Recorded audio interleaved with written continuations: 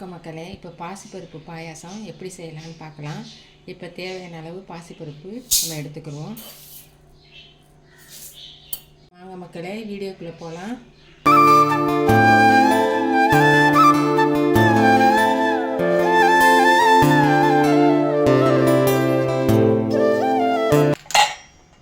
இந்த பாசிப்பருப்பு எடுத்தோம்ல, அதை கொஞ்சம் வறுத்துக்கிடுவோம்.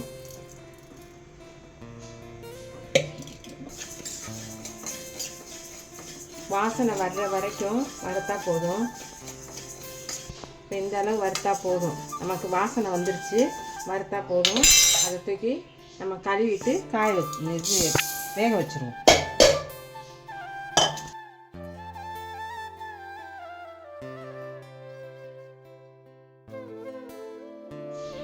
இப்போ நல்லா அலசியாச்சு. இப்போ வேக வைப்போம்.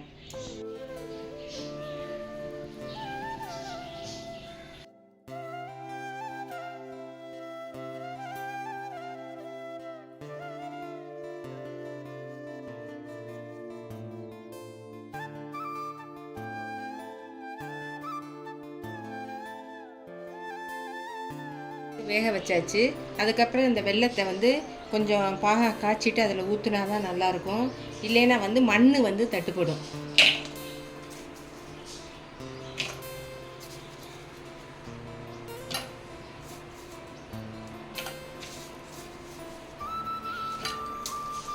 கொஞ்சமாக தண்ணி ஊற்றிக்கிட்டா போதும்.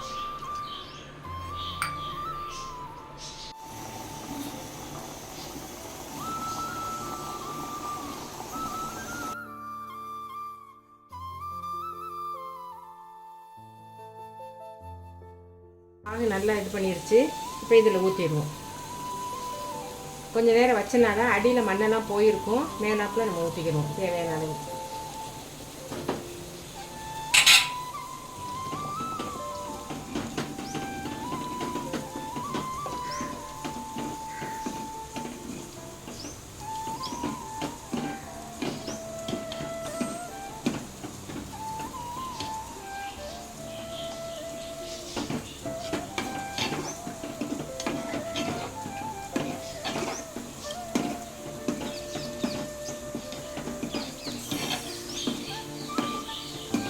ஊற்றிட்டு இதுக்கு நான் தேங்காய் பால் இப்போ எடுக்க போகிறேன். எடுத்துட்டு அதை ஊற்றி நம்ம சுவையான உடல் ஆரோக்கியமான பாசிப்பருப்பு பாயாசம்.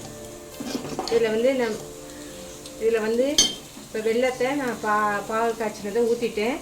அதை ஊற்றிட்டு ஒரு கொதிச்சோடனே கொஞ்சமாக நம்ம உப்பு போட்டால் தான் நம்ம அந்த இனிப்பு கொஞ்சோன்னு உப்பு போட்டால் தான் அந்த இனிப்பை தூக்கி காட்டும்.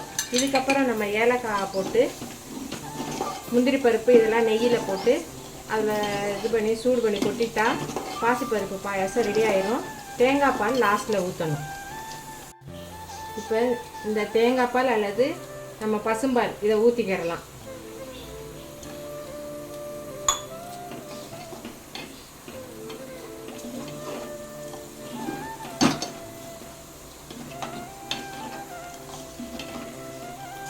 ஊற்றி ஒரு கிண்டிட்டு இறக்கிட்டு இதில் ஏலக்காய் முந்திரி பருப்பு இதை வறுத்து இதில் போட்டுடலாம்.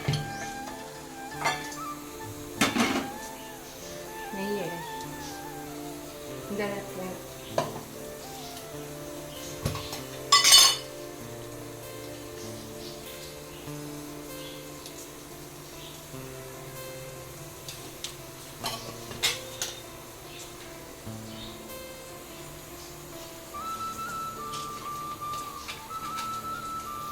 இப்போ ஏலக்காய் போட்டுக்கிடுவோம். ஏலக்காய் போட்டுட்டு இப்போ முந்திரி பருப்பை லேசாக நெய்யில் வறுத்து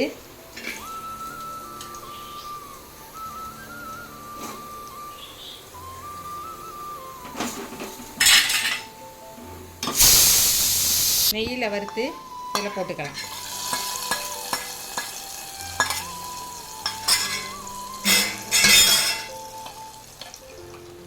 இப்போ பாசிப்பருப்பு பாயாசம் ரெடி ஆயிடுச்சு.